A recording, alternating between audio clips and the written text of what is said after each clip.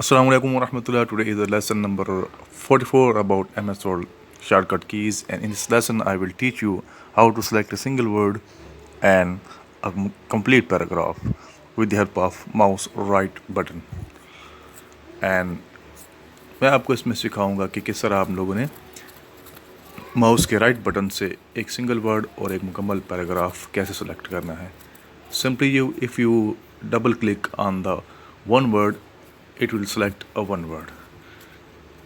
Double click on the right button of the mouse, it will select a single word.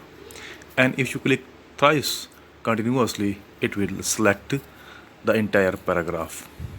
अगर आप mouse के right button को दो दफ़ा क्लिक करेंगे तो एक लफ्ज़ सेलेक्ट होगा, और अगर 3 दफ़ा क्लिक करेंगे तो मुकम्मल paragraph select हो जाएगा. Now you see the entire paragraph is selected.